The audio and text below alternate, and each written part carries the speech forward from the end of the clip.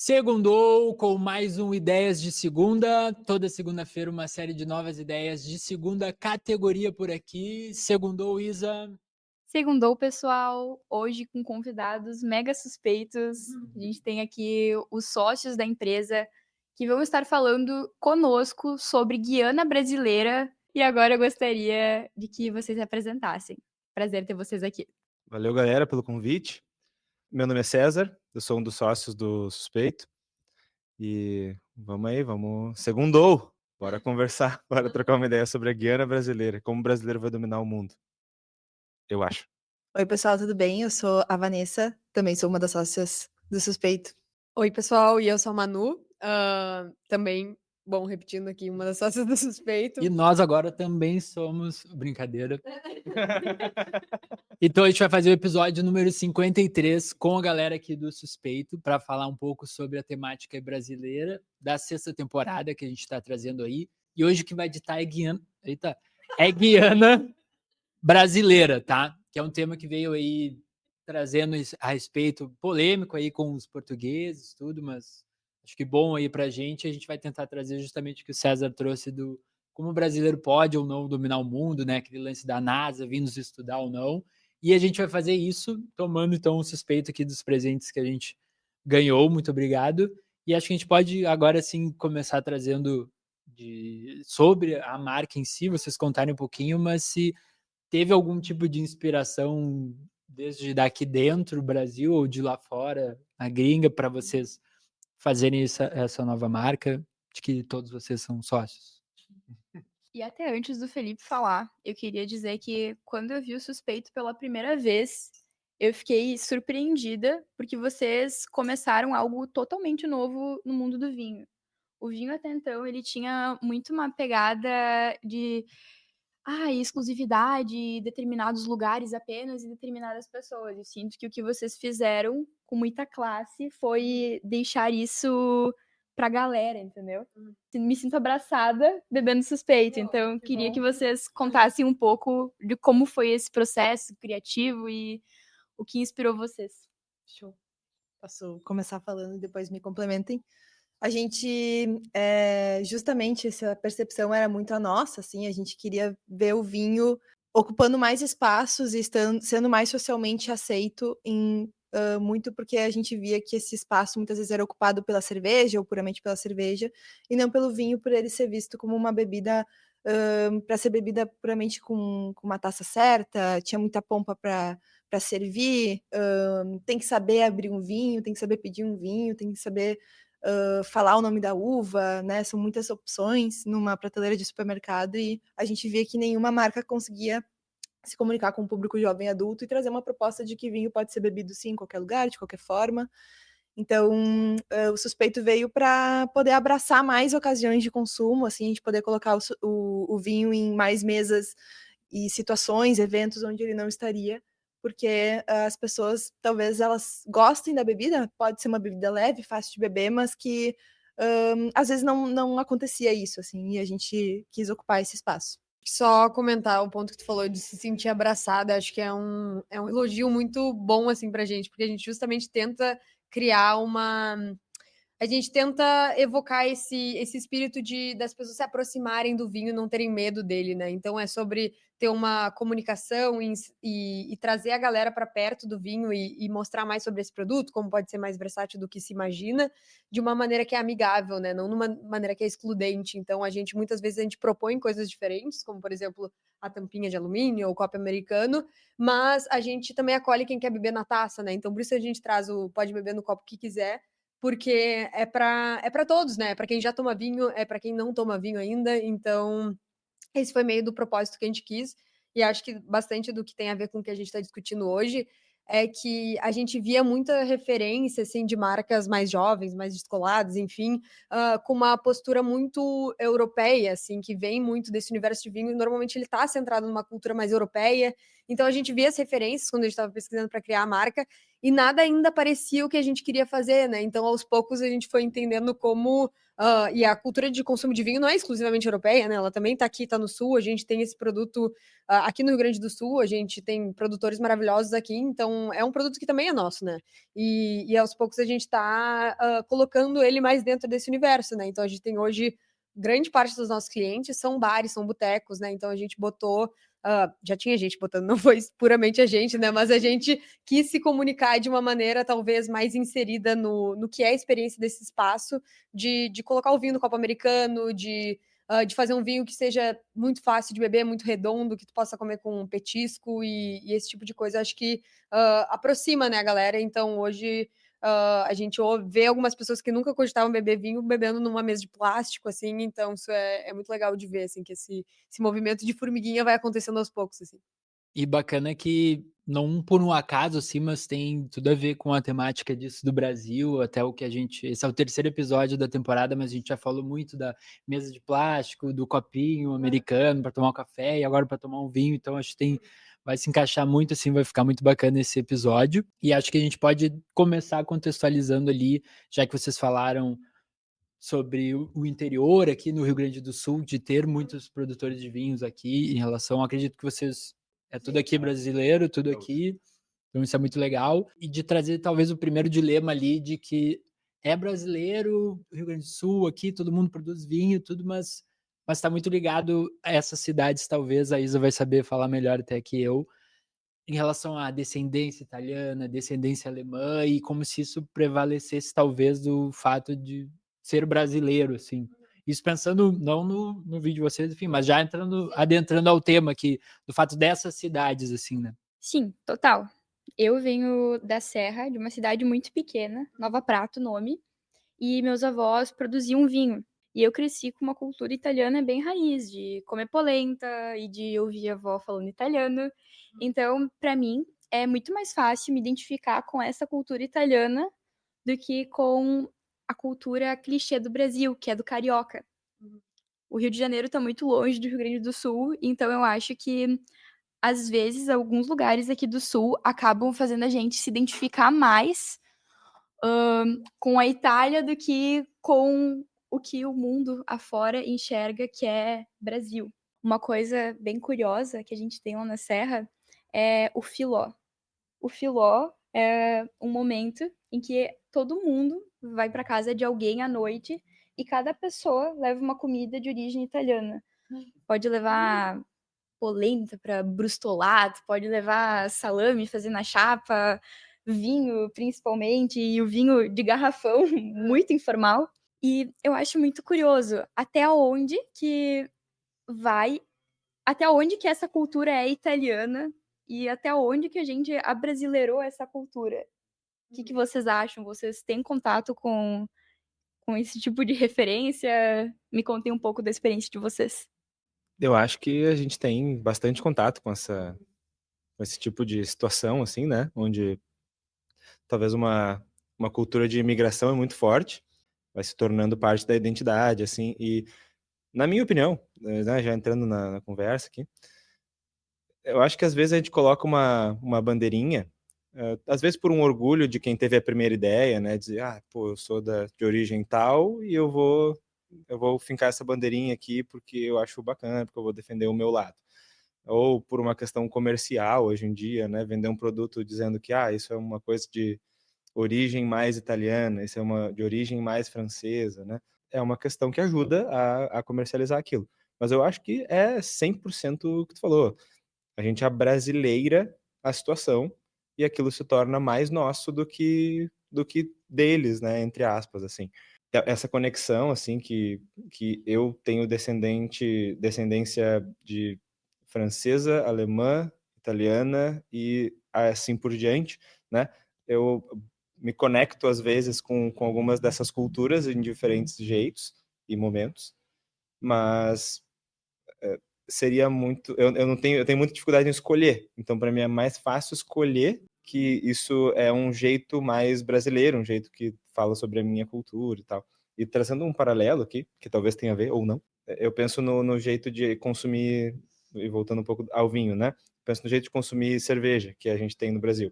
É uma bebida super brasileira, se a gente pensa nessa coisa nessa cultura carioca ou de qualquer mainstream brasileiro, o copinho de cerveja, né, que não é esse, mas o copinho americano com uma cervejinha, ele é super brasileiro. E a gente tornou isso brasileiro, né? E é uma cerveja que é diferente da cerveja, vamos dizer, alemã ou europeia, mas ela segue sendo cerveja. E a gente tem o nosso jeito de beber, que é mais gelada do que eles e tudo mais.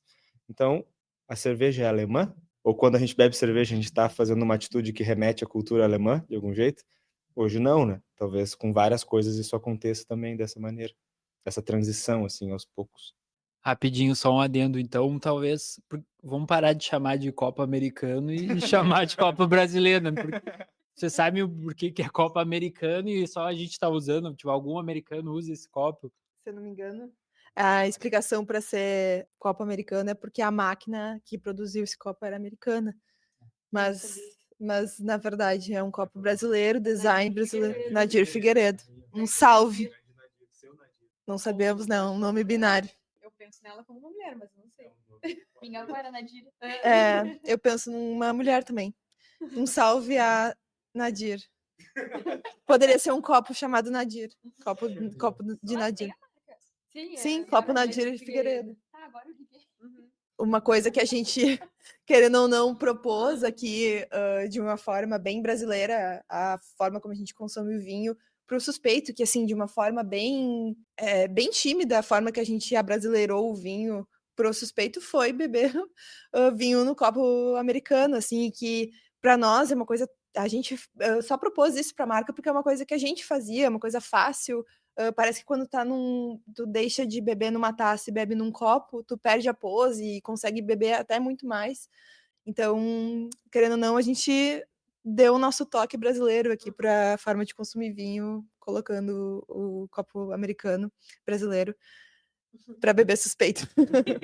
Não, comentar também desse ponto, assim, sobre o vinho ser um produto nosso, assim, da mesma maneira que... Mas é diferente, né? A cerveja acho que já tá já tá em outro patamar, né? Tem outro consumo. O Brasil é um dos países que mais consome cerveja, se não me engano, do mundo, assim.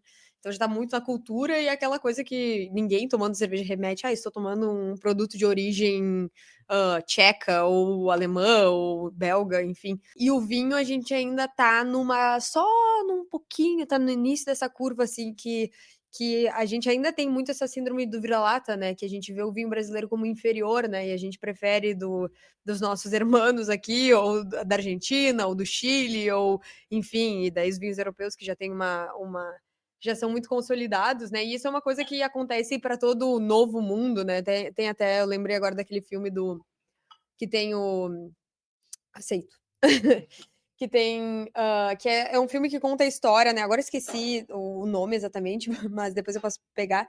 Que conta a história de como, assim, o vinho americano, né? Que os estadunidenses, na verdade, né? Como o pessoal dos Estados Unidos tinha investido muito na produção de vinhos. Eles já tinham muita tecnologia, já faziam vinhos excelentes, mas ainda a reputação era. Eles não tinham tradição naquilo, então eles eram vistos como inferiores.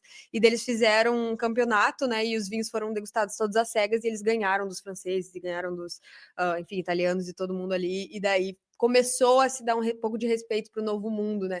E acho que precisa muito o Brasil passar por isso, assim, não exatamente por uma competição, mas sim essa questão de olhar, a gente olha com muito orgulho, né, e defende tudo que é nosso, é melhor, e quando tem uma postagem de um gringo que menciona o Brasil, todo mundo vai lá e dá chuva de engajamento, mas para os nossos produtos, às vezes, tem algumas coisas que a gente tem essa síndrome do vira-lata, assim, e acha que não é tão bom, e aqui a gente tem produtos incríveis, com ótimo custo-benefício, que estão aqui na nossa porta, assim, e é isso. Talvez a solução seja a gente sempre colocar tudo em competição, né? A gente sempre bota em competição, pode ser uma jogada de marketing do país inteiro, né? Porque quando tem competição envolvida, tipo, né, o Oscar da Fernanda Torres, para não citar novamente, né, a mesma história do momento, mas o Fernanda Torres não, né, do Ainda Estou Aqui, mas enfim, vira uma competição e daí o país todo se engaja por conta da nossa bandeira, né? De Chique Chique? Ela foi expulsa de Chique Chique Bahia? Tá proibido entrar. E é interessante porque esse fenômeno psicológico do viralatismo brasileiro, criei uma teoria aqui de TCC, mas talvez tanto no vinho como até no cinema é onde a gente mais possa visualizar e entender isso. Porque, que nem a Manu falou, um vinho dos hermanos aqui argentino, nem sabe, tipo, a pessoa nem entende de vinho, mas a única coisa que ela entende na realidade é esse vinho, se é da Argentina, é melhor que o do brasileiro. Não pode ser R$ 20 o da Argentina, o de garrafão, que a Isa falou lá, que o pessoal tava levando, o outro cheio das coisas dourado, pétalas de ouro, não, mas é brasileiro, sabe? E a mesma coisa às vezes com filme, mesma coisa, filme brasileiro, não sei o quê, e aí, de repente, vai ver um filme americano que vai ser a mesma coisa de sempre, talvez o cara branco matando o mundo inteiro, salvando o mundo, e eu mesmo, já viu 20 mil vezes esse filme, caralho, filmão, e o do brasileiro, ruim, não vou ver, sabe? E é muito interessante isso do vinho e o que vocês estão fazendo assim, e o quanto se encaixou do tema, né? E algo que eu acho muito interessante da gente levar como reflexão. Será que é melhor a gente tomar um vinho que nos leve diretamente para a Europa? Ou será que é melhor a gente tomar um vinho que nos traga um gosto de casa, de aconchego? Como será que a gente se sente melhor? Bem como tu falou, Vanessa, assumindo um papel que não é nosso ou bebendo num copo americano e sentindo que a gente pode expressar o que a gente realmente sente. Totalmente, assim. E eu acredito muito que a gente tenha produtos que sejam fruto de uma cultura local, assim. E explicando um pouquinho o que eu quero dizer com isso, tenho certeza que alguns tipos de vinho vão fazer mais sentido com algumas culturas do que em outras. Nos Estados Unidos, por exemplo, o vinho mais vendido no mundo, ele é um vinho muito suave, muito, no caso, muito doce. Ele é um vinho suave, ou seja, muito doce. E a gente, quando provou ele, assim, cara, não, eu tenho certeza que a maioria daqui não ia curtir, porque era um vinho muito doce, mas para lá faz sentido. E ao mesmo tempo, a gente aqui tem uma cultura de beber muito espumante, e saindo do Rio Grande do Sul já não tanto. Ou a gente ainda valoriza, talvez fora do Rio Grande do Sul, ainda mais a champanhe, ou que ainda é vinho, né? Mas bebidas que sejam importadas. E será que tem a ver com o tipo de paladar que as pessoas têm aqui no estado e tem lá fora, sabe? Por que a gente não consegue emplacar espumante no dia a dia como a gente consegue fazer aqui? Sobre o que tu perguntou, né? Ou sobre a questão que tu levantou, de se é melhor tomar um vinho que nos transporte para Europa, por exemplo, ou para, enfim, para uma montanha argentina, ou um vinho que nos conecte à nossa casa, né? Depende muito do objetivo da situação, eu acho. Não tem jeito certo ou jeito errado, né? Mas se a gente pensa no que o brasileiro gosta, e daí a gente bota entre muitas aspas aqui, porque é um perfil totalmente generalizado, né?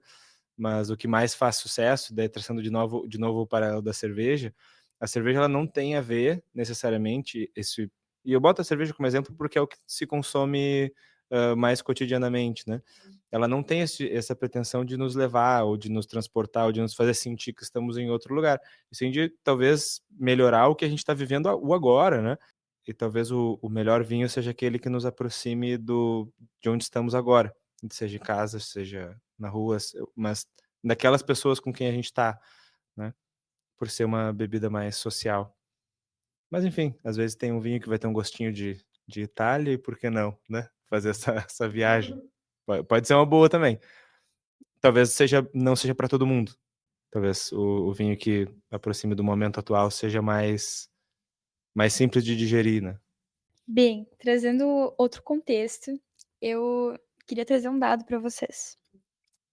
Aproximadamente 3% dos brasileiros vivem no exterior. E esses brasileiros vivem no exterior não porque eles não se identificam com a cultura daqui. Eles vivem lá por questões econômicas, basicamente. Vão lá para buscar uma vida melhor. Aqui no Brasil, a gente tem um caso de Guiana japonesa em São Paulo, no bairro Liberdade. Se a gente for visitar, a gente vai ver que tem desde imigrantes até residências e elementos culturais, gastronômicos, enfim. E aí eu fico me questionando, será que a gente não poderia ter Guianas brasileiras espalhadas pelo mundo, assim como o Japão tem essa Guiana no Brasil? Será que a nossa cultura, ela é tão diversa que acaba sendo difícil de criar algo edificado? Eu acho que a gente já faz isso, assim, eu sinto que é quase como se quando a gente sai, a gente não tá imigrando, a gente tá criando uma filial fora do Brasil. Hã, enfim, um exemplo disso pode ser Portugal, assim, tem, sei lá, supermercado com produto não só em Portugal, na Europa inteira tem supermercado com produto brasileiro, tem, serviços de cabeleireiro focado em cabelos brasileiros, tem nome de rua com nome brasileiro. A gente, estando fora, a gente se reúne, né, com um brasileiro querendo falar, identificar, encontrar pessoas que tenham a mesma enfim, a gente exporta uma cultura de afeto, assim, então a gente quer estar perto dessas pessoas. Então eu acho que a gente acaba criando essas embaixadas para onde a gente vai, assim, ou tentando encontrar pessoas que se assemelhem com a gente. Tem um caso muito engraçado que todas essas cidades, assim, ou enfim, países que têm mais forte uma imigração brasileira, todas têm uma churrascaria, né, então tu sempre vai ver uma foto de um espeto, assim, é o que meio que o elo, assim, daí se criou uma comunidade, algum brasileiro vai lá e vai abrir uma churrascaria, e é bem isso, sempre tem os produtos típicos, assim, alguma coisa de uma erva mate em algum lugar, ou enfim, uma pimenta brasileira, é normal, assim, já vi em vários mercados aí por viagens, e isso é muito legal de ver isso, farofa nhoque, assim, umas coisas que, tipo, a galera levando leite condensado, né, e por aí vai, e é muito legal, tipo, porque de fato tem essa questão da, da falta de casa e também acho que dessa questão do calor, né, então é normal que eles vão, os brasileiros fora, eles vão se unindo, né, e agrupando, assim, eu pensei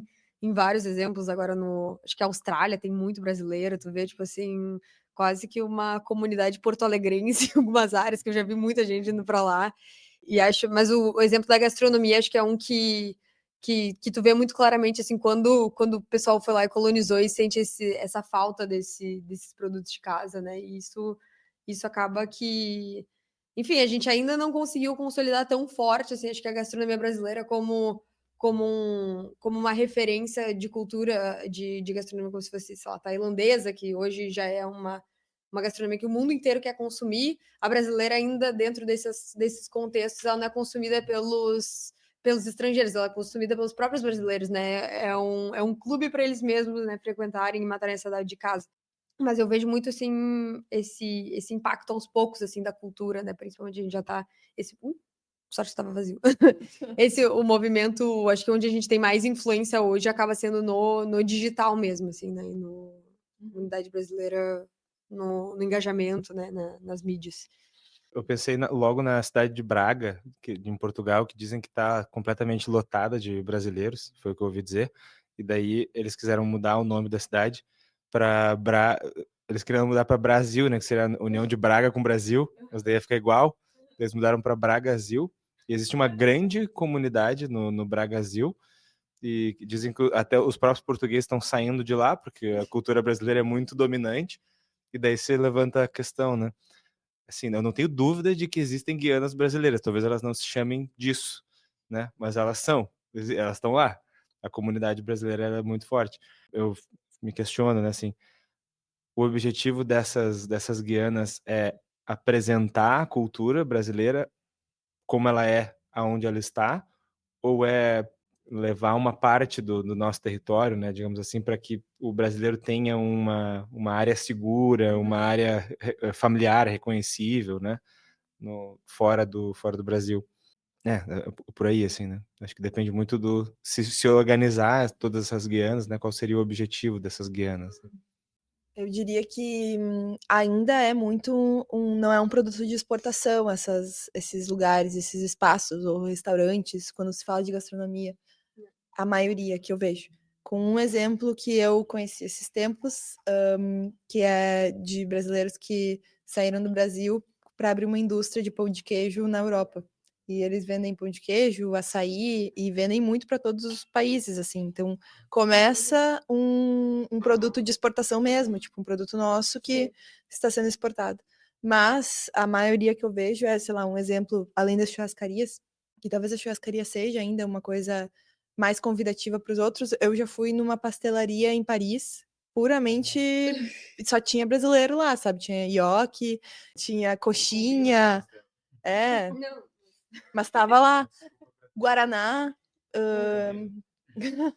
Guaraná, pastel, coxinha e tinha tudo isso e muito brasileiro, sabe? Então, e tinha uma grande bandeira brasileira lá, então eu acho que não fica tão atrativo para uma pessoa estrangeira entrar, né? Quer dizer, a gente estava no estrangeiro, né? E, enfim, acho que eles não devem se sentir tão convidados a entrar num lugar assim. Um outro exemplo agora, acho que Portugal talvez é onde a gente está mais influenciando, assim, e até pela questão da língua, né, onde a gente tem mais impacto.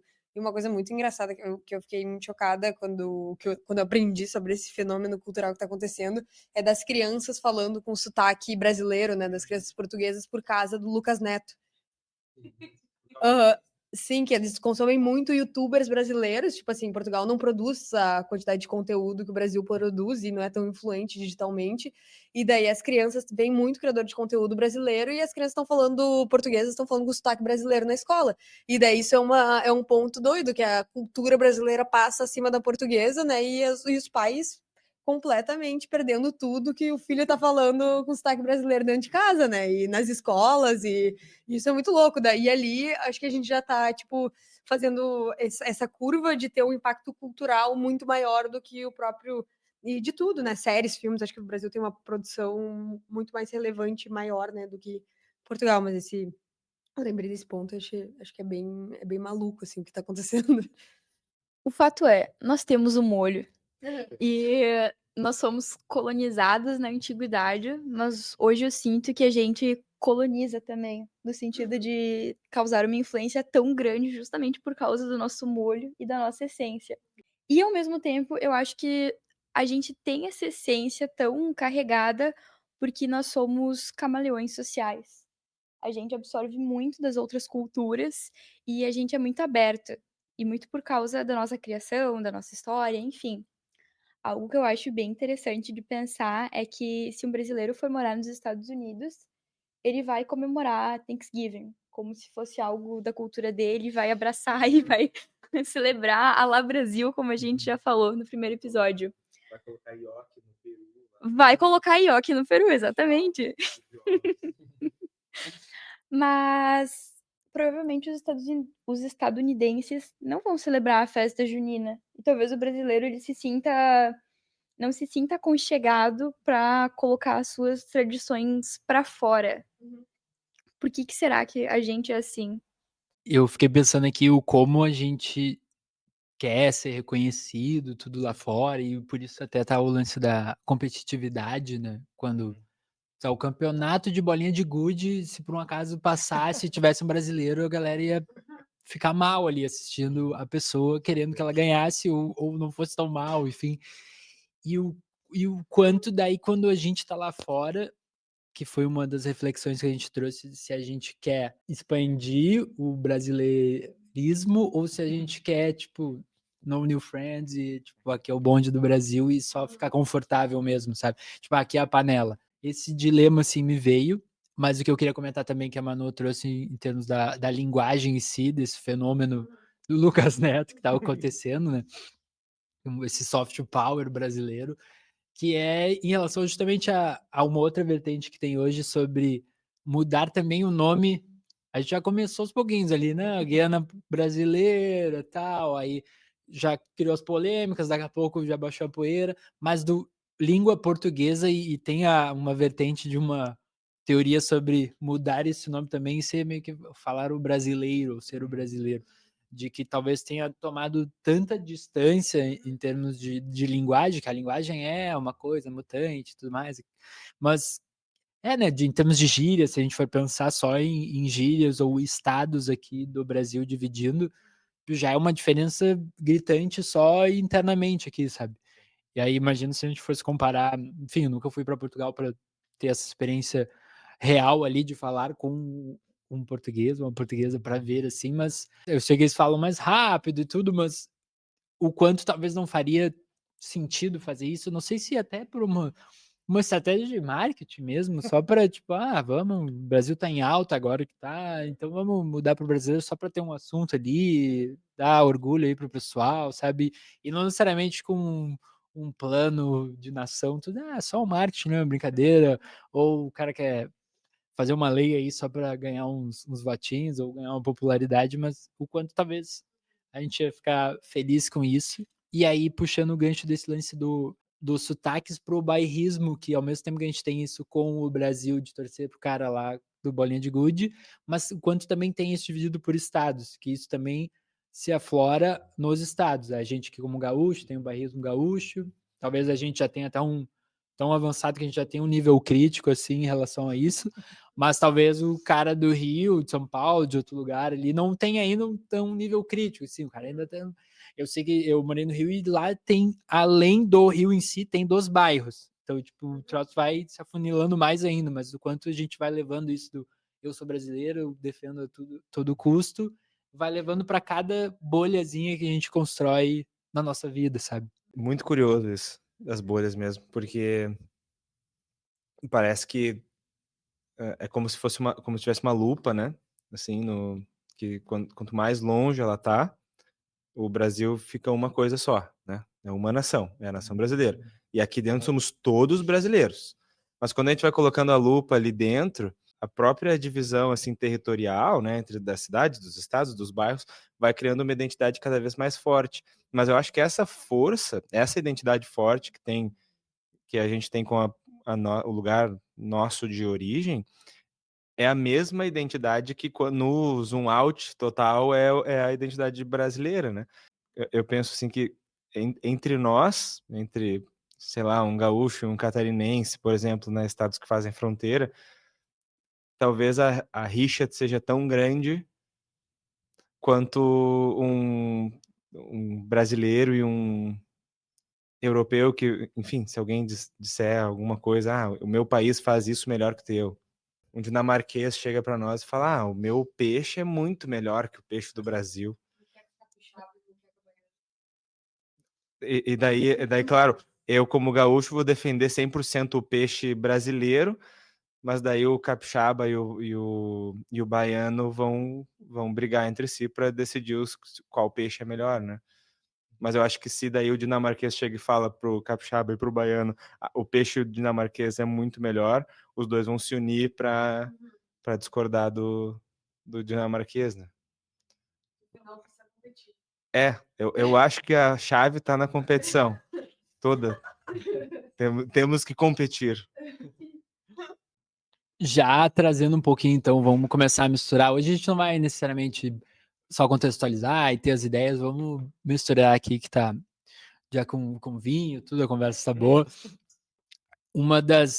Nem tinha separado essa ideia, mas umas ideias assim que tem, de um dia podia fazer um livro, um filme sobre isso, assim, o que seria uma temática que às vezes eu gosto de anotar, que seria, né, o Brasil nunca não, já entrou em guerras, tudo, mas num tempo moderno, nossa geração, a gente nunca teve um conflito real, a gente foi pragmático, tudo, né, moderando ali, então, e não estou defendendo que a gente tenha que entrar, tudo, mas seria uma...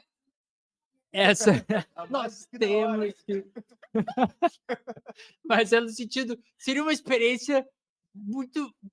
Como que a gente ia agir, assim? Não, no sentido assim, pegando um pouco desse gancho da união. E o que eu queria trazer era a ideia de um filme ou de um romance, de um livro, uma ficção que seria, o Brasil entrou em guerra com sei lá quem, externo, e aí todo mundo se une, desde a milícia, a polícia, o tráfico, tipo, todas as nossas megas forças se uniram, assim, tipo, milícia e tráfico, tipo, todos os traficantes, todo esse exército que a gente tem, que tem armamento de guerra, tudo tá unido e para a guerra, enfim, para o inimigo externo e tal, e aí pensei nessa trama, assim, achei interessante comentar. Eu acho que tem muito caldo nessa história aí. Porque imagina só, eu fico imaginando se a Argentina com Milei, enfim, um presidente super polêmico, entra numa crise de popularidade e resolve atacar o Brasil como a solução da sua popularidade, né? Eu vou atacar um país. E daí ele avança sobre as fronteiras brasileiras. Eles entram ali no Aceguá. Aceguá é Uruguai ou é Argentina? Sim, eu sei, mas faz fronteira com o Uruguai ou com a Argentina?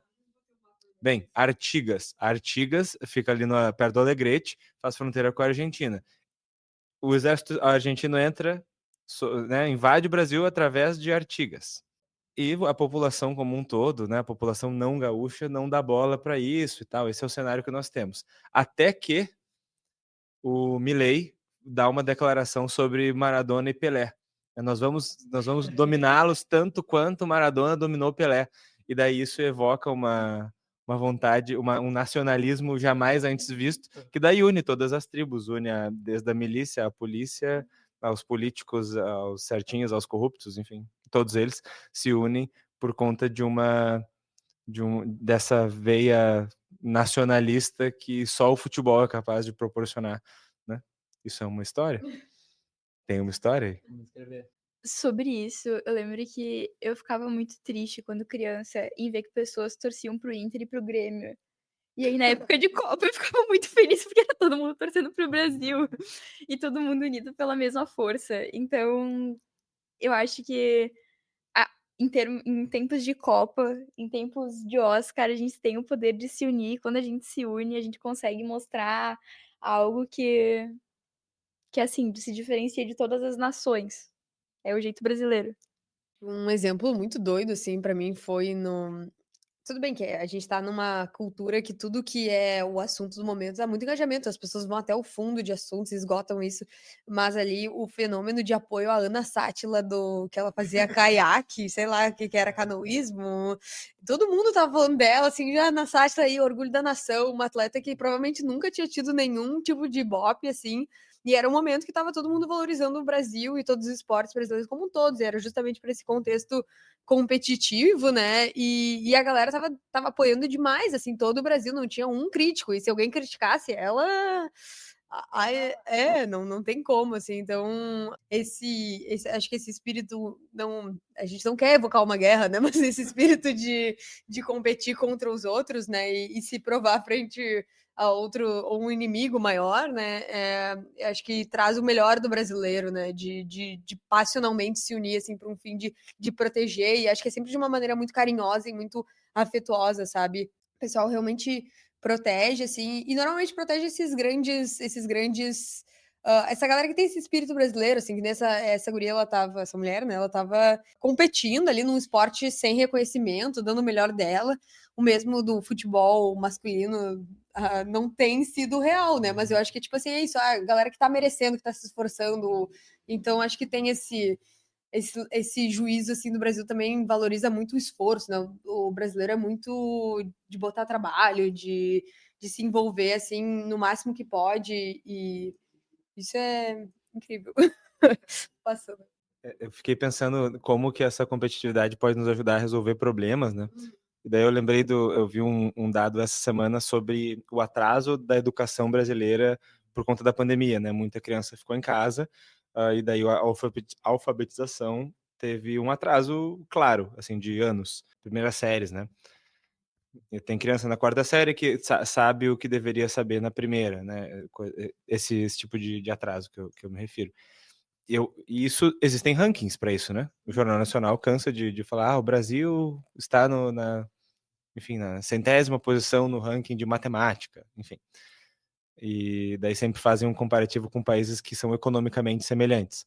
Eu acho que se a gente levasse esses rankings mais a sérios, a gente tem uma grande força aí para mudar a educação do Brasil, na força do nacionalismo. E daí a gente contraria várias lógicas, né, de vários anos. O nacionalismo brasileiro, que não é a maior característica que a gente pensa, né? E a educação, que também nunca foi um grande o nosso forte, assim, frente às competições mundiais todas. Mas, enfim, se a gente pensa, né, em quais rankings que a gente está atrás, se a gente torna isso uma luta muito importante a cada 4 anos, como é a Olimpíada, né? Porque a canoagem ela é importante só a cada 4 anos. O ping-pong agora, né, com o Hugo Calderano, ele pegou talvez uma rebarba de importância da Olimpíada do ano passado. Foi ano passado? Foi ano passado, né? E agora teve o Campeonato Mundial, que ele ganhou e tal. Mas eu acho que se não tivesse tido a Olimpíada, ele não teria tanta popularidade para disputar o Campeonato Mundial. Mas enfim, se a gente a cada 4 anos desse uma super bola para algum assunto que normalmente é deixado de lado, acho que a gente poderia, né, evoluir. Acho que talvez um ponto disso é dessa gamificação, né? Eu acho que é uma questão de. A gente tá numa geração muito de games, assim, é gamificar mesmo competições que servem para questões que a gente precisa trabalhar enquanto sociedade, né? Educação, segurança, enfim.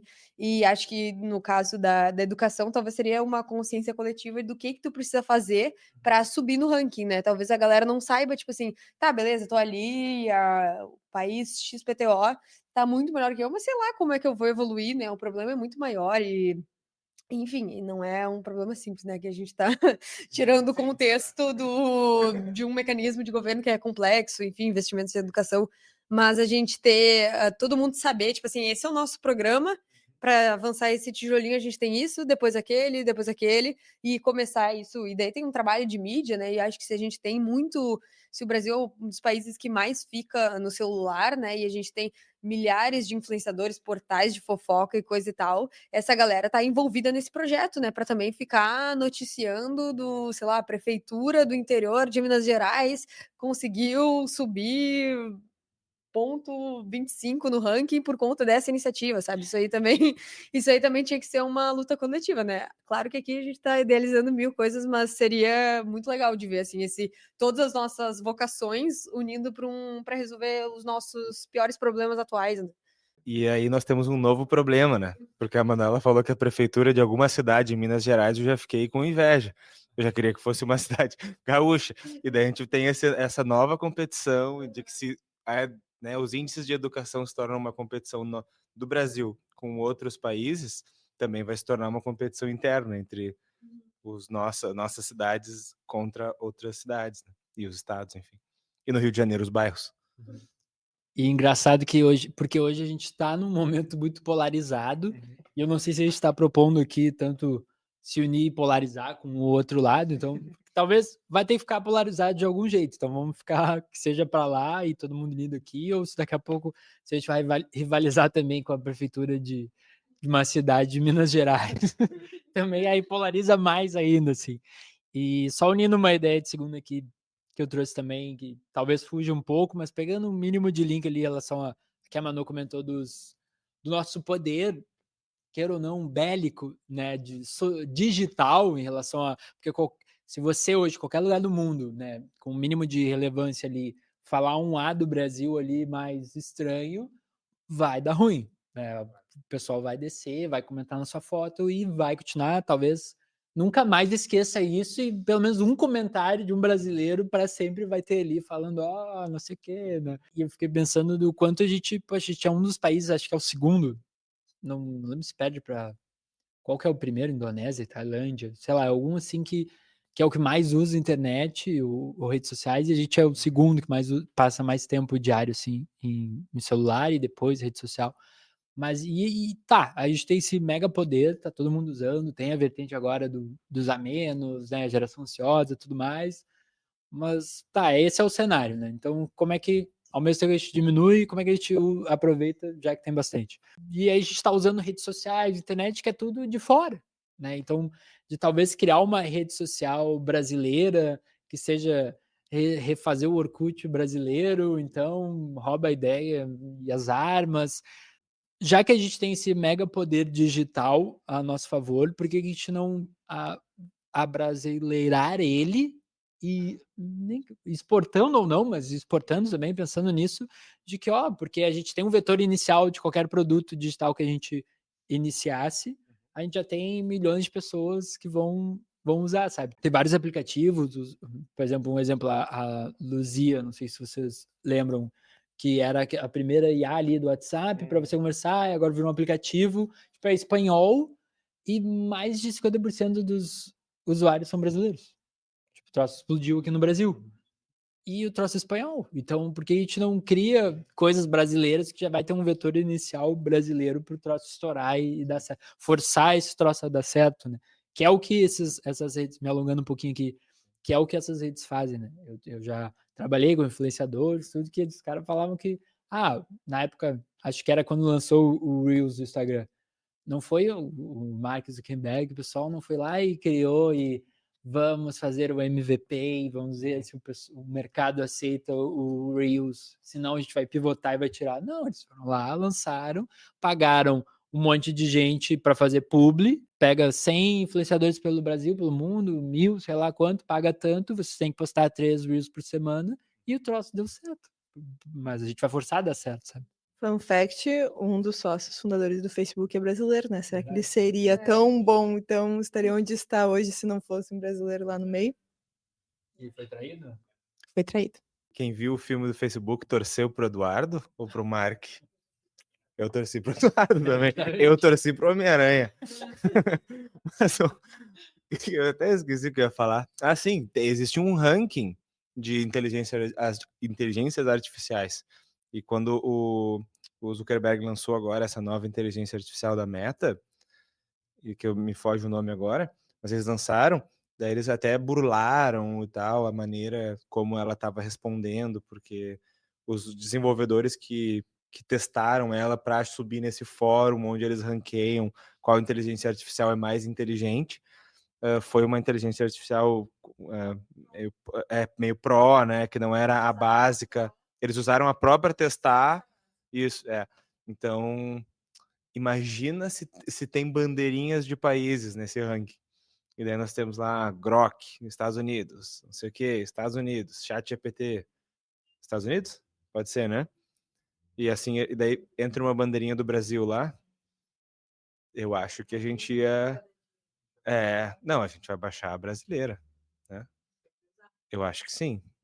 Se ela for boa, mais ou menos, né? Não sei. Acho que sim. Acho que existe um caminho. Eu tava pensando, porque se fosse é que aí que tá, eu acho que a gente preferia que é melhor, né? A que funciona melhor no nosso cotidiano. Eu acho que a gente tinha que, de alguma maneira, gamificar, como a Manu falou. E eu acho que o número de usuários ia ser o canal para criar esse hábito. E não só a qualidade tecnológica. Eu acho que a gente ganha mais fácil. E o game e as regras a nosso favor. Ainda sobre a rede social brasileira, eu acho que tem muita coisa que a gente poderia mostrar para o mundo e que a gente não mostra. Tipo, o cerrado brasileiro. É algo que é muito pouco explorado do ponto de vista turístico. E eu noto que fora do Brasil, por conta de os países serem menores, acaba sendo muito mais fácil de tu explorar tudo que tem de recurso neles. E no Brasil não, no Brasil tem easter eggs espalhados por toda parte, nem todo mundo sabe. Por exemplo, lá no Cerrado tem o Airbnb que tu pode ficar e que tu tem experiência de trilhas com natureza, tu tem experiência com animais, paisagens surreais. Então, por que nessa rede social brasileira a gente não aproveita para trazer conteúdos voltados ao Brasil? Eu me sinto tão bem quando eu vejo um review de um restaurante em Porto Alegre e aí eu anoto na minha lista de coisas que eu vou ter que fazer. É tão mais difícil se eu vejo algo em Portugal e aí eu não tenho como ligar com o meu dia a dia. Então, eu acho que a identificação seria uma chave para essa rede social brasileira vingar e dar certo. Complementando a ideia, acho que a gente poderia ter um programa aí, quem vai financiar isso, quem vai estar por trás, não sei, mas a gente tem tanto criador de conteúdo, né, eles são tão consumidos, assim, de um programa de dar plataforma mais para esses locais, né, acho que o Brasil não é um lugar fácil de viajar, de fato, pelo tamanho, né, a extensão, não é um país tão fácil de ir de um canto para o outro, enfim, mas a gente acaba que esse é um ônus, mas a gente tem um bônus de ter 1000 paisagens, de ter variedades culturais dentro de um mesmo país e tem muita coisa para explorar, né? Então, acho que parte também da gente usar esses nossos criadores e essa nossa esse pessoal criativo que a gente tem, né? Que cria conteúdo como ninguém, para mostrar o que a gente tem de melhor, né? E isso é uma questão que a gente precisa parar de mostrar, talvez, agora tá no hype verão italiano. Não, deixa de lado o verão italiano, já vai ter 1000 criadores de TikTok, enfim, de Reels genéricos sobre o verão italiano, americano, indo para lá, fazendo conteúdo disso. Aqui a gente vai mostrar a Chapada Diamantina, sabe? A gente vai estar com todo mundo falando sobre isso, porque no final das contas, muitos dos conteúdos surfam ondas de coisas que já estão no hype, mas a gente tem uma galera que tem uma audiência gigante, né? Se toda essa galera da audiência gigante começar a falar dos nossos destinos, dos nossos lugares, com certeza gera esse movimento manada de ir conhecer, né? E assim a gente fomenta o turismo local, a economia local, a gastronomia. Acho que isso dá um corpo, assim, para que até essas culturas, esses destinos aqui dentro do Brasil, eles virem questões de exportação interna, né? Tipo assim, de ter mais restaurante de comida mineira dentro de Porto Alegre, sabe? Hoje a gente não tem... Não me vem na cabeça nenhum restaurante que trabalha comida mineira, né? A gente tem, sei lá, pelo menos 3 tailandeses em Porto Alegre, mas um restaurante de comida... tudo bem que tá tão distante da nossa, não é uma coisa assim, vou comer uma coisa mega que eu não como, mas é tipo assim, eu gostaria de ir num bom restaurante mineiro em Porto Alegre, sabe? E a gente tem os insumos aqui mais fáceis de acesso do que os insumos, sei lá, da Tailândia. Então, acho que a gente poderia usar esse poder criativo, alguém incentivar o turismo, porque acho que o turismo vem muito com uma questão de, junto com o turismo, tá sempre uma questão de enaltecer, assim, o lugar, sabe? Vem com uma sensação de orgulho, de pertencimento, e acho que se o brasileiro conhecer mais todo o Brasil, isso gera um pouco mais desse senso de união também, de uma maneira, talvez, não via competição, que seja o caso de unir um pouco mais por outra via e não por um inimigo gigante comum. Eu vou trazer a competição de novo. Eu acho que quem tem que iniciar uma ideia de segunda aqui é que o Ministério do Turismo brasileiro tem que iniciar um ranking de destinos. Não, o Ministério do Turismo ali inicia um ranking de destinos junto com o Airbnb. Imagina, Ministério do Turismo mais Airbnb, ranking de visitas e tal. Super incentivo econômico maneiro, né? Imagina só se o GovBR posta no Instagram: isso não é Caribe, é Maceió. Esse é um post que viraliza. A exemplo do que foi o Banco Central postando um meme esses tempos. Foi um super viral, né? Então, acho que até a linguagem, né? Os mecanismos governamentais, assim, adaptarem a linguagem para a rede social vigente, até implementarmos a nossa, né? Acho que é super, super interessante. E se a gente quiser ou não incluir a competição nisso, eu acho que o turismo é um bom caminho para isso. E fato é que eu tenho certeza que talvez a gente conheça mais destinos, muitos, pelo menos aqui no Rio Grande do Sul, que existe muito uma cultura, né, de... enfim, a gente tem uma bolha que viaja muito para fora do país, enfim. Tenho certeza que a maioria dessas pessoas conhece mais lugares e países fora do país do que dentro do Brasil mesmo, assim. Então, em 2013 eu fui para a Amazônia e tinha, com certeza, mais estrangeiros do que brasileiros. Eu conheci uma família brasileira e todos os outros eram alemães, ingleses, tinha americanos, argentinos até, e não tinham outros brasileiros, sabe? Então, com certeza o turismo, a gente desvaloriza até as nossas paisagens muitas vezes e prefere pagar, que também é caro, mas a gente prefere pagar tão parecido para sair do Brasil do que viajar aqui dentro, né? E comparando, assim, porque a gente tem uma visão da Europa, porque a gente foi muito criado, acho que a gente sempre vai ter que bater nessa tecla em relação à cultura ocidental e que a gente acaba sendo muito criado nisso desse romantismo com o eurocentrismo, depois norte-americanos, e veio assim de pensar, tipo, a Europa, aí tu vai fazer um intercâmbio para lá, ou algo lá, e é tudo muito perto, e aí tu só pega um avião, e aí tu já tá em tal lugar, Alemanha, e vai estar, sei lá, na Itália, chutando aqui qualquer coisa.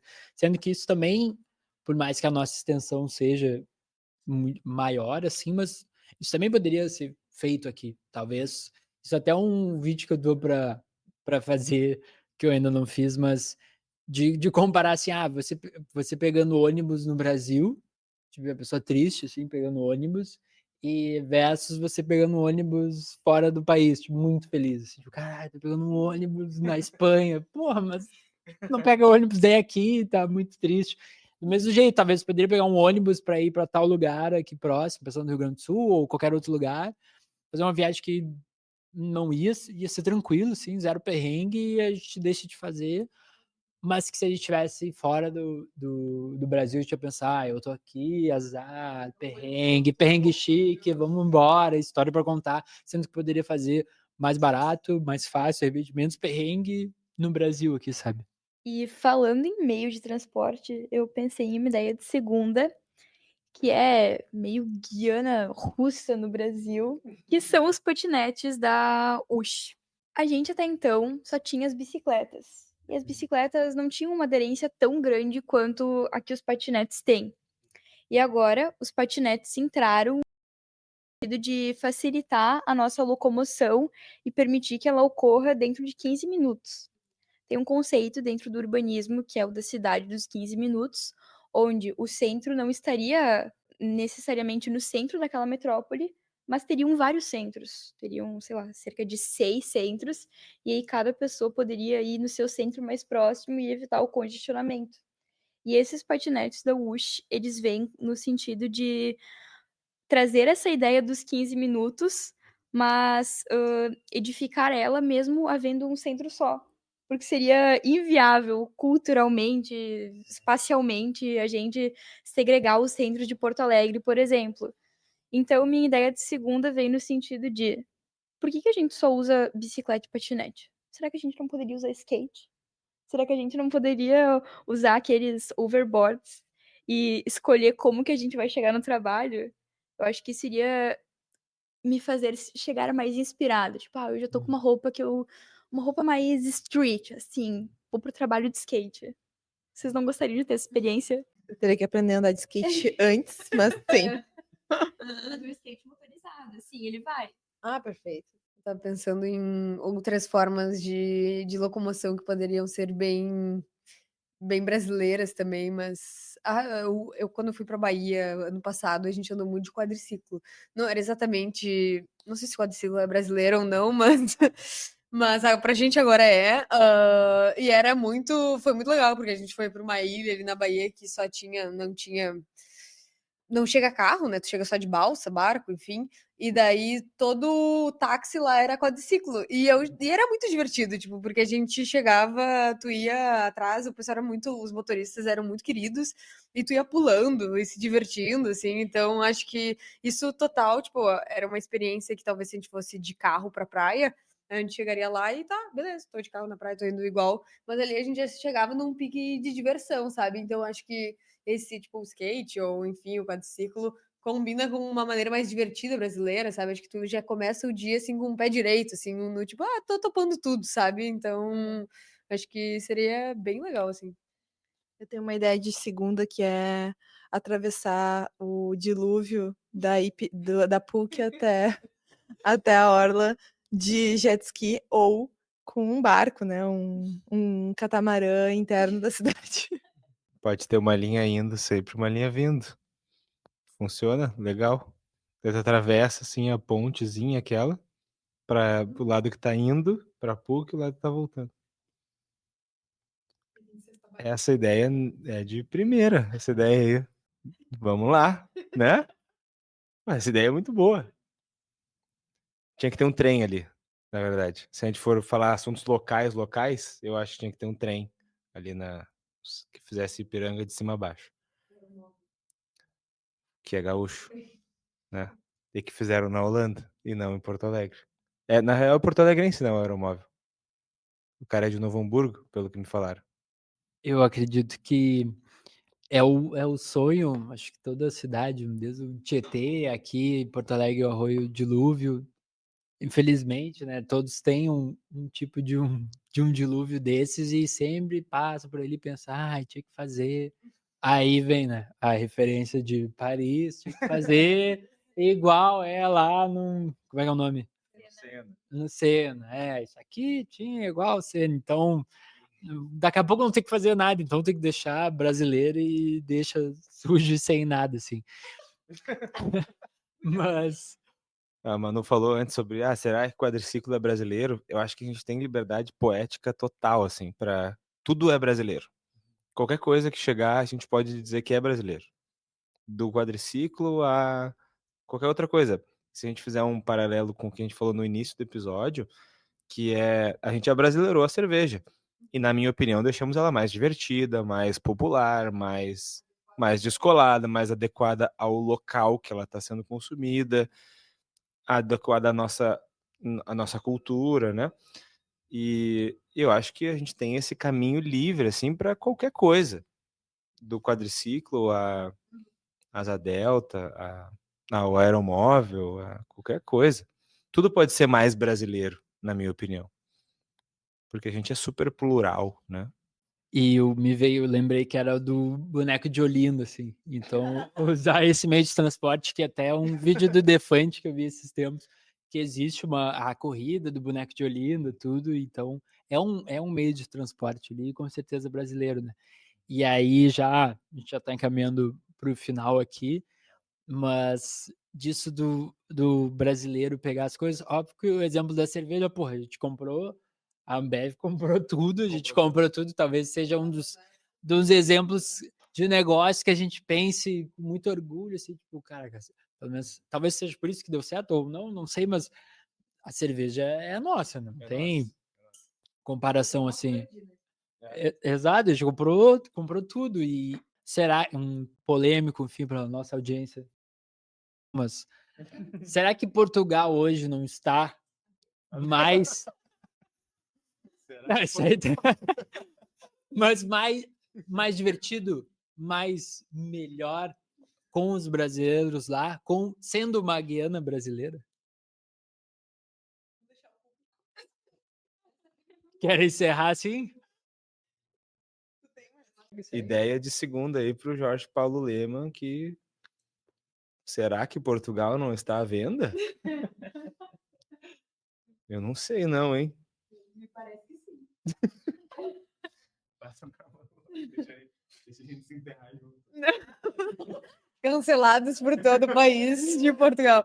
Mas, olha, eu acho que Portugal tá melhor com a gente lá hoje. Pessoal, a gente tem amigos que moram em Portugal e são pessoas que contribuem economicamente para a cidade, para o país, enfim, para as sociedades que estão, e que trazem um pouco da alegria portuguesa, não, brasileira para Portugal, né? Me contradiz aqui. Mas, ato vale, mas assim, nada, não é, essas rivalidades, acho que unem o brasileiro, né? Nada contra o português, assim, o português contemporâneo, né?